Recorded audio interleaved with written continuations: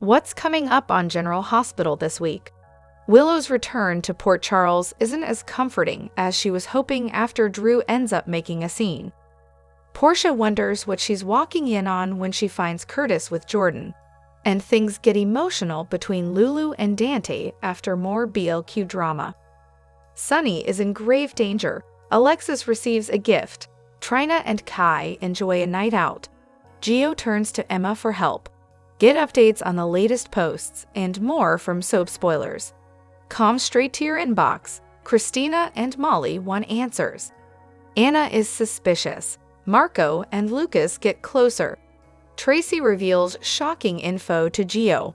Portia walks in on Curtis and Jordan. Drew makes a scene. Subscribe to Soap Spoilers newsletter. Willow has an unpleasant homecoming. Nina has second thoughts. Brennan shares his theory. Alexis vents to Lulu. Laura and Curtis confer. BLQ opens up to Tracy. Drew pleads his case. Laura cautions Lulu. Chase makes a request of Dante. Joss crafts a plan. Maxie receives an ultimatum. Dante and Lulu have an emotional talk. Lois is put on the spot. Nina debriefs with Carly. Hello everyone, welcome back to my channel, Messy Syrup. It's me, Abby, here. I hope everyone is having a wonderful day. Keep watching. So let's dive into today's video. In a dramatic turn of events that has stunned residents of Port Charles, Sonny Corinthos has faked his own death following a high-risk heart surgery. What appeared to be a standard medical update evolved into a calculated ruse, executed with surgical precision and strategic foresight. The result? A city in mourning and Sonny operating from the shadows, preparing to dismantle his adversaries one by one. Initial reports from General Hospital indicated that Sonny had successfully survived the surgery under the care of Dr. Isaiah. Carly Corinthos, visibly distressed, remained by the operating room during the procedure. Despite signs of a positive recovery, an elaborate deception was already in motion. Prior to surgery, Sonny negotiated a high-value financial arrangement with Dr. Isaiah to simulate a fatal complication. A carefully measured dose of medication created the illusion of death, confirmed by hospital staff in a staged declaration. At 1:17 p.m., Dr. Isaiah pronounced Sonny dead. Carly collapsed upon hearing the news, while General Hospital descended into chaos. Grief-stricken family members, allies, and even rivals began mourning the apparent loss. Public ceremonies, televised tributes, and a high-profile funeral at Rolling Meadows Cemetery followed, complete with eulogies from Carly and Michael Corinthos Jr. In the aftermath, Port Charles slowly resumed daily life. Carly isolated herself, driven by the urge to uncover inconsistencies in Sonny's death. Meanwhile, unverified sightings of a figure matching Sonny's description began surfacing. In reality, Sonny had established a covert base in a boathouse along the river, reuniting with Morris and initiating the next phase of his operation. Sonny's strategic objectives are clear: neutralize the Jenkins crime family, dismantle Victor Cassadine's drug network, and expose the internal mole responsible for leaking sensitive medical information. His final goal: return to Carly and reassert control under a new code of justice built on loyalty and protection. Willow Corinthos confronts emotional fallout in marital crisis with Michael simultaneously. The Corinthos family faces additional turmoil as Willow reevaluates her relationship with Michael Corinthos. Previously manipulated by Drew Kane, Willow had been guided toward emotional and physical separation from Michael during his recovery in Germany. Drew's calculated interference aimed to dissolve their marriage through silent distance rather than open conflict. However, a critical conversation with Jason Morgan shifted Willow's perspective. Realizing the absurdity of ending a marriage without direct communication, she resolved to confront Michael face-to-face. Despite Drew's attempts to redirect the trip as a romantic getaway, Willow stood firm. She traveled alone to Germany, determined to clarify her feelings and confront the truth. Upon arrival, the emotional gravity of seeing Michael, both physically scared and emotionally wounded, triggered a revaluation. The couple engaged in a candid discussion, acknowledging missteps and reaffirming their commitment. Divorce was dismissed as a viable option. Instead, they outlined a plan for reconciliation, counseling sessions, family reintegration, and maintaining open communication throughout Michael's recovery. Willow returned to Port Charles transformed, more resolute and emotionally grounded. Her clarity set the stage for a direct confrontation with Drew, during which she declared her intention to rebuild her life with Michael. The encounter, likely marked by tension, signifies a decisive end to Drew's influence. Looking forward, Willow and Michael face the challenge of restoring trust while potentially fending off further manipulation. Their renewed bond offers a stabilizing force amid Port Charles' broader instability. As GH continues to unfold, viewers remain on edge. Sonny's covert operation threatens to reshape the criminal hierarchy of Port Charles. Meanwhile, Willow's personal revival may serve as a counterbalance to the chaos, offering a portrait of emotional resilience. With secrets unraveling and alliances shifting, the next episodes promise significant consequences for every character involved. General Hospital spoilers hint that a top-secret DNA test could be on the way for Giovanni "Gio" Palmieri. Will Lulu Spencer and Harrison Chase team up for the truth about Gio's parentage? At Dante Falconeri's recent birthday party, Lulu seemed intrigued over the tale of Gio's birth. Gio's mother supposedly worked right up until she went into labor while in Los Angeles for a concert. Of course, LA isn't too far from San Francisco, where Brooke Lynn Quartermain actually gave birth to Dan's baby before handing him over for the adoption. It's easy to see how Lulu could start putting the clues together, especially since Lois Cerullo acts so on edge anytime the topic of Gio's mom comes up. There's also the matter of Gio's age and any other discoveries Lulu might make that help her form a theory. Lulu may eventually settle on the idea that Gio could be Brooke Lynn and Dante's biological child, but she might want proof before she tells any of them. Chase has agreed to keep quiet about the baby Brooke Lynn gave up, but he hates lying to Dante. If Lulu goes to Chase with this theory that Dante and Brooke Lynn are Gio's parents, he's going to hate the deception even more. Chase may agree with Lulu about evidence being necessary before they blow up so many lives. Perhaps Lulu and Chase could join forces on a DNA test to confirm that Brooke Lynn and Dante's son is indeed Gio. Chase could surely swipe DNA samples from Gio and Brooke Lynn since he lives with them both at the Quartermain residence. Brooke Lynn has already confirmed that Dante is the father of the baby she surrendered, so proof of her mother-son link to Gio might be enough for Chase and Lulu. Then again, Lulu and Chase may want parental proof on both sides, just to be extra sure. A swiped DNA sample from Dante or even Rocco Falconeri could also help offer some Gio family confirmation.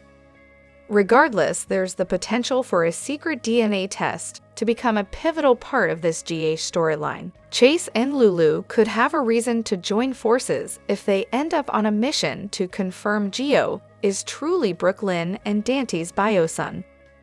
General Hospital spoilers indicate that Sonny Corinthos' heart surgery in Los Angeles has begun, and Carly Spencer is there to support him. Spoilers tease that someone is going to inject Sonny with a syringe and try to take his life once and for all. It looks very much like a woman. It could very well be someone that we don't know, a hired hit woman no doubt, but the question is who are they working for? Sonny has accumulated many enemies over the years that would want to do him in, but who would be behind the attack in Los Angeles?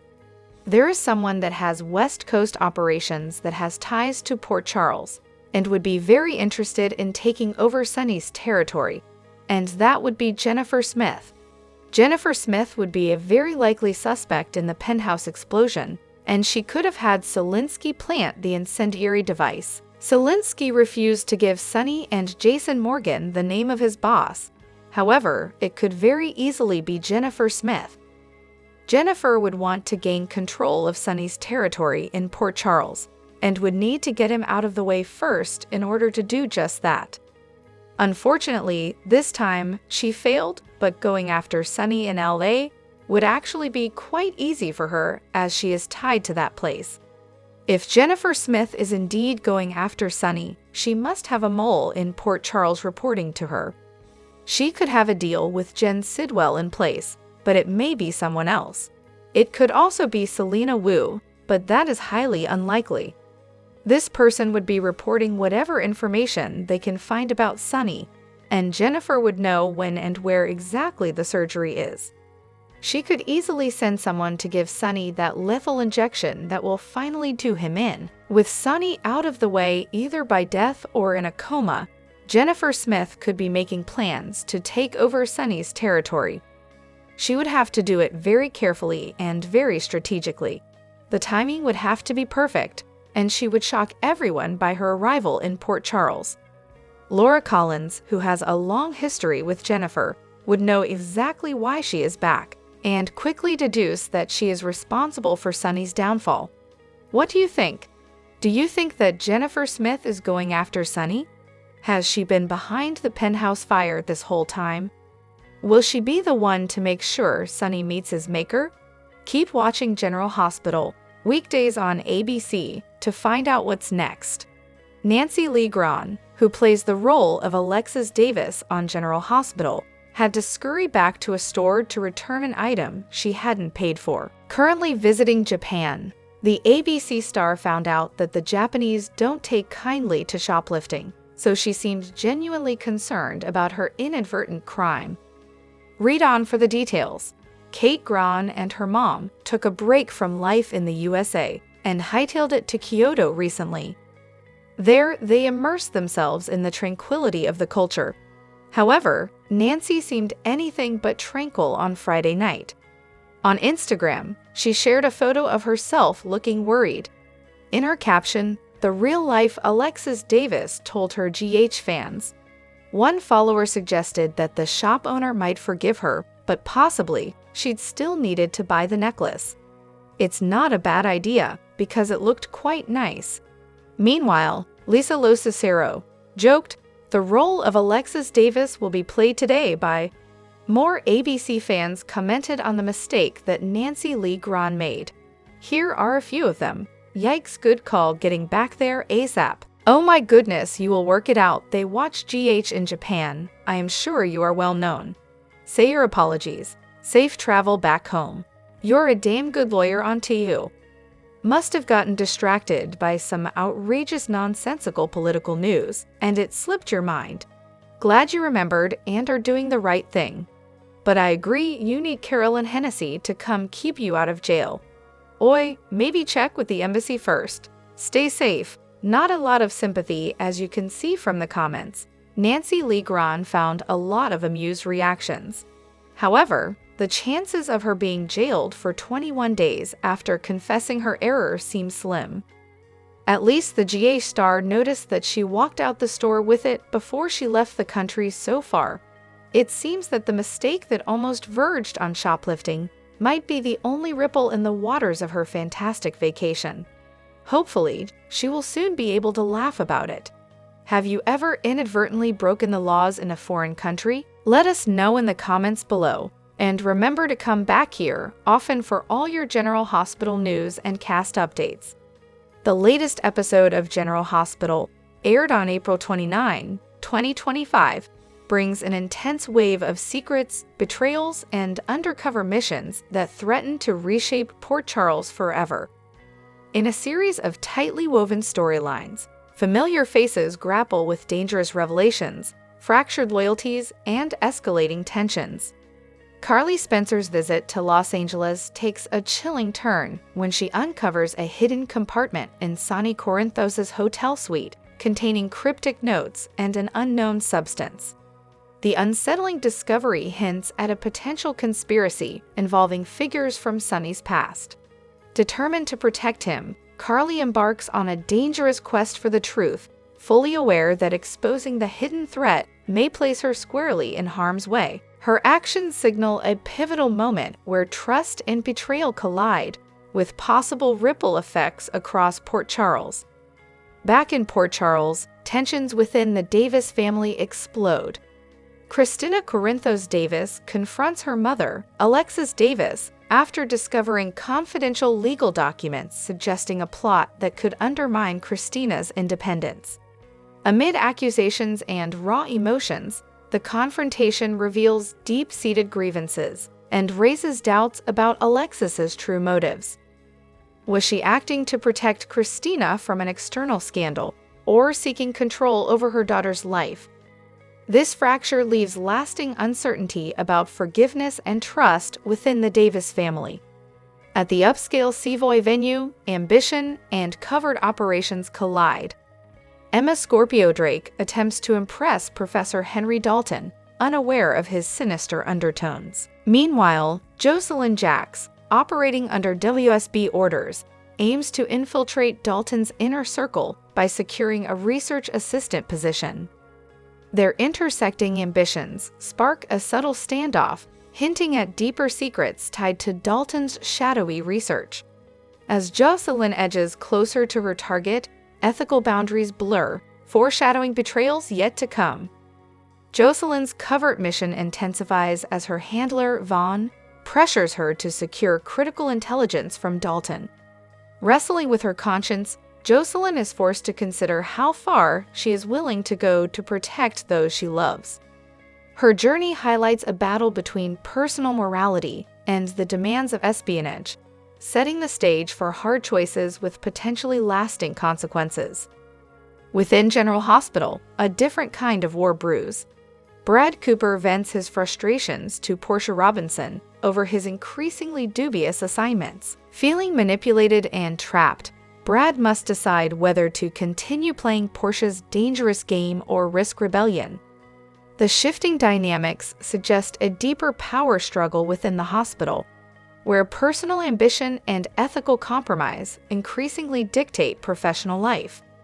Meanwhile, Tracy Cordain engages in a quiet but significant manipulation effort at the Cordain mansion. She attempts to sow seeds of doubt in Giovanni Gio Palmieri about his loyalty to Sonny Corinthos, presenting selective and potentially fabricated accounts of Sonny's darker history. Gio's internal conflict could have profound consequences, with Tracy's true motivations remaining deliberately obscured. This encounter underscores the fragile nature of loyalty in a town driven by legacy and influence. In a tense and private meeting, Jordan Ashford warns Curtis Ashford of an impending threat tied to her past. The information suggests the return of a formidable international operative with dangerous ties to Port Charles. As they strategize in secret, the looming danger hints at broader consequences that could disrupt the lives of many, weaving this personal warning into the larger fabric of escalating chaos. This latest exploration of General Hospital intricately weaves personal dramas, covert operations, and hidden agendas into a tapestry of escalating tension. Carly's dangerous discovery, Christina's confrontation, and Jocelyn's moral dilemma exemplify a town where secrets rarely stay buried, and every action carries weighty consequences. Friday's episode of General Hospital Recap delivered chaos everywhere. Drew's sneaky move shattered Willow's hope. Molly and Christina discovered shocking betrayal from Alexis. Meanwhile, Sonny faced a new threat in the hospital, and Nina launched a bold scheme to destroy Drew. Let's dive right in. At General Hospital, Molly Lansing Davis made a disturbing discovery. She found commitment papers for Christina Corinthos Davis in her bag. They likely ended up there after her collision with Diane Miller. Determined to come clean, Molly rushed to Carly Spencer's house. She showed the shocking documents to Christina, leaving her utterly stunned. Christina quickly noticed the date on the commitment paperwork. It matched their recent movie night with Alexis Davis. Hurt and furious, Christina joined Molly to confront their mother. Meanwhile, Cody Bell watched over Donna Corinthos while the sisters prepared for a heated confrontation. At the law office, Alexis was dealing with Ava Jerome's demands. Ava insisted Alexis transfer another $150,000 immediately. Although Alexis warned about moving money too fast, Ava refused to back down. After Ava left, Alexis made the risky transfer just before Molly and Christina stormed in. Back in Los Angeles, Brick spoke with Carly about tighter security at the hospital. The penthouse attacker remained on the loose. Good news arrived when Sonny's surgery ended successfully. Carly was eager to see him, but danger lurked. A shady nurse slipped into Sonny's room, syringe in hand. As she approached, Sonny's eyes snapped open. Meanwhile, Lulu Spencer argued with Brooklyn Quartermain at home. Brooklyn grew upset over Lulu's baby cover-up article idea. Brooklyn tried covering her feelings by mentioning her own adoption plans with Harrison-Chase. However, Lulu stood firm. She refused to kill a story that could revive her career. Over at Crimson, Nina Reeves hatched a devious plan with Portia Robinson. They intended to drug Drew Kane and frame him with Jacinda, a prostitute. Nina planned for Willow to catch Drew in bed with Jacinda, with photos as proof. Jacinda hesitated but agreed after demanding a hefty $6,000 payout. In Baden-Baden, Willow Corinthos showed up at the clinic, desperate to see Michael. A cold employee turned her away. Despite Willow's pleas, the woman insisted Michael wanted no visitors. Willow tearfully called Nina, vowing to return home the next day. Meanwhile, Drew finalized his scheme. He called the clinic worker, who confirmed she lied to Willow as instructed. Pleased with the deception, Drew promised her payment soon. His move secured his immediate goals, but disaster clearly looms ahead. This General Hospital recap proves that secrets and lies are boiling over fast.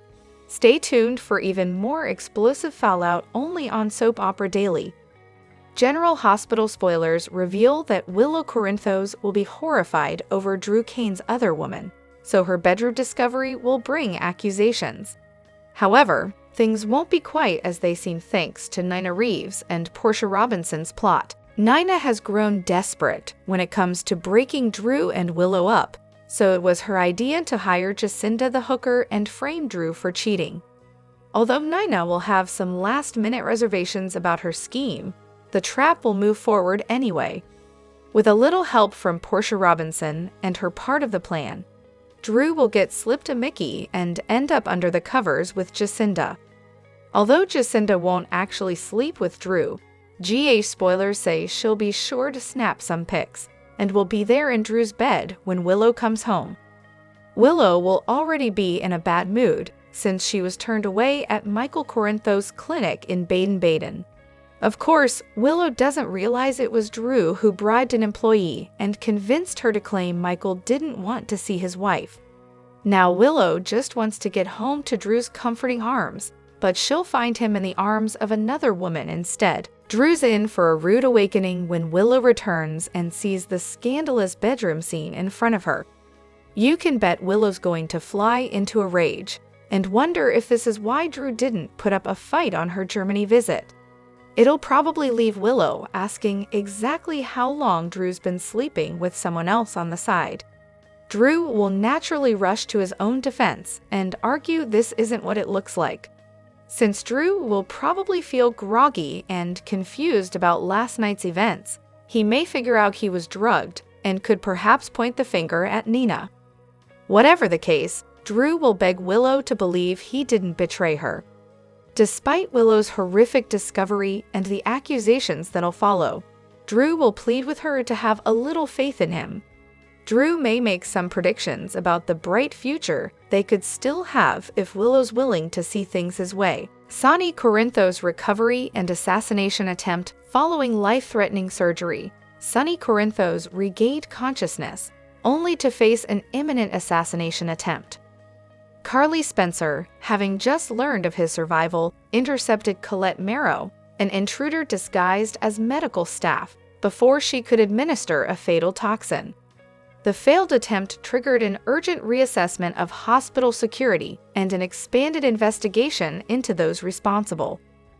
Jack Brennan's involvement came under scrutiny as Carly confronted him about Colette. Though Brennan denied knowledge of the escalation to murder, Carly remained skeptical, pressing him for information on who truly benefits from Sonny's death. The line between ally and adversary began to blur, especially as evidence suggested a broader conspiracy at play. Nana and Portia's plot against Drew Cain at Windermere. Nana Reeves and Portia Robinson executed a medically fabricated scheme to incapacitate Drew Cain. A sedative-laced drink rendered Drew vulnerable, and falsified records portrayed him as suffering from a rare neurological disorder. As Drew spiraled into fear and self-doubt, Nina and Portia positioned themselves to extract long-buried truths with potential to destabilize current alliances, including the involvement of Valentine and Anna. The Davis family conflict. Tensions within the Davis family intensified as Molly Lansing Davis discovered legal documents signed by Alexis Davis that could institutionalize her sister Christina. These actions, allegedly prompted by blackmail from Ava Jerome, forced a reckoning within the family. Christina ultimately confessed to her role in a near-fatal car accident, prompting a joint effort with Molly to confront Alexis and reclaim agency over Christina's future. Lulu Spencer vs. Brooke Lynn Quartermaine. Journalist Lulu Spencer published an expose on Brooke Lynn Quartermaine's history with child adoption, reigniting public scrutiny. Brooke Lynn, refusing to retreat, prepared a media response to defend her reputation. Dante Falconer mediated the clash, balancing law enforcement obligations with internal pressure from multiple factions, including the media. Willow's custody battle intensifies. Michael Corinthos denied Willow access to their children, prompting her to retreat to the docks in search of solace. Drew confronted her with a court order reinforcing the custody restriction, intensifying Willow's resolve to challenge the decision through all available legal channels. Strategic consolidation at General Hospital. The episode culminated in a clandestine strategy session involving Sonny, Carly, Dant, and Molly. Assembled evidence pointed to a deeper threat, a figure known only as Providence, believed to control covert operations and financial networks linked to the assassination attempt and Christina's blackmail. Molly connected Providence's influence to unexplained therapy funding in Christina's case, exposing the entity's reach across personal and criminal domains. Conclusion. By nightfall, April 28th had irrevocably altered the Port Charles landscape. Alliances shifted, betrayal surfaced, and a new adversary emerged in Providence. As Sonny pledged to dismantle this shadow network, each character found themselves confronting both internal struggles and external threats. The events of this day positioned Port Charles for a prolonged and complex conflict, where every move forward would come at a cost. In a dramatic sequence of events that shook Port Charles to its core, General Hospital unveiled a series of life-altering revelations, beginning with Harrison Chase's emotionally charged decision to adopt a child and culminating in the long-buried truth about Gio Palmieri's parentage. Harrison Chase, quietly burdened by infertility, had long envisioned fatherhood as a natural next step in his marriage with Brooke Lynn Quartermaine. The inability to conceive had created an emotional undercurrent of loss, despite Brooke Lynn's continued support. It was during one of their heartfelt discussions that Brooke Lynn suggested adoption, a proposal initially met with hesitation. Chase feared he wouldn't feel the same bond with a child not biologically his. However, with Brooke Lynn's patience and encouragement, the couple agreed to pursue adoption. As fate would have it, external pressures soon derailed their plans. Brooke Lynn was entangled in ELQ business issues, while Chase was consumed by an undercover operation. But rather than let the dream fade, Chase made a bold decision. He would proceed with the adoption in secret as a gesture of love and commitment. Chase connected with Street Joseph's Home for Children and was instantly captivated by baby Ava, an abandoned infant with no records or claims. Utilizing his resources at the PCPD and securing legal assistance through owed favors, Chase expedited the adoption process. He cleverly acquired Brooke Lynn's necessary signature through a disguised ELQ document, believing his actions were justified by love rather than deceit. When Chase arrived home holding Ava, Brooke Lynn was stunned. Though overwhelmed at first, her shock quickly gave way to tears and tenderness as she embraced the child. But the peace was short-lived. To celebrate Ava's arrival, Brooke Lynn and Chase hosted a welcome party, an event that would become the epicenter of scandal. Among the guests was Lulu Spencer, who had been quietly investigating Gio Palmieri's origins. With mounting evidence and a series of DNA tests, Lulu determined that Gio was not just a musical prodigy. He was the secret son of Brooke Lynn and Dante Falconeri. During a toast, Lulu publicly exposed the truth. Gio was their child, and Lois Cirillo, Brooke Lynn's mother, had known all along. The room descended into chaos. Lois admitted to concealing the truth to protect her daughter from premature motherhood and shield Gio from potential threats, particularly from the Cassadines. Brooke Lynn was devastated. Chase, reeling from the public revelation and what it meant for his relationship, questioned the foundation of their future. He felt betrayed not just by Brooke Lynn, but by a system of secrets that had defined their lives. The emotional aftermath was severe. Gio, hurt and disillusioned, struggled with his newfound identity. Dante, too, was stunned by the realization that he had unknowingly fathered a child. Amid the turmoil, Chase chose to separate from Brooke Lynn, citing irreconcilable differences. He retained custody of Ava, dedicating himself fully to fatherhood while distancing himself from the unraveling family drama. Brooke Lynn faced the painful task of repairing relationships with Gio, with Dante, and with her mother. The Quartermain estate, once a symbol of legacy and stability, now stood as ground zero for mistrust and emotional fallout. As Chase attempted to reconcile his actions and emotions, he uncovered inconsistencies in Gio's adoption timeline and medical records. His findings hinted at deeper manipulations and possibly criminal activity. With assistance from Jordan Ashford, Chase began a deeper probe. Just when he believed the worst was behind him, Chase received a cryptic call from Alex Devane. The message was chilling. Both Brooke Lynn and Ava were connected to something larger, a secret that extended beyond the walls of Port Charles. Chase's act of love, adopting Ava, sparked a series of revelations that dismantled long-held illusions in Port Charles. What began as a heartfelt gesture spiraled into a legacy of deception, fractured relationships, and ominous clues about a broader conspiracy. In a town where no secret remains buried forever, the story is far from over. As Port Charles braces for the next revelation, one thing is clear. Every action has a consequence, and every truth demands its reckoning. ABC General Hospital spoilers reveal that Colette is struggling with intense rage as she witnesses the growing bond between Carly and Brennan, a situation she cannot accept under any circumstances. Beneath her cold professional facade, as the perfect WSB agent lies a storm of emotions spiraling out of control, fueled by a complicated relationship with Brennan that no one in Port Charles is aware of. Every time she sees the affectionate gaze Brennan directs at Carly, every time she hears that tender tone he never used with her, Colette feels an invisible dagger piercing her heart, stirring not only jealousy but a deep sense of betrayal. The original mission was clear when they were dispatched to Port Charles.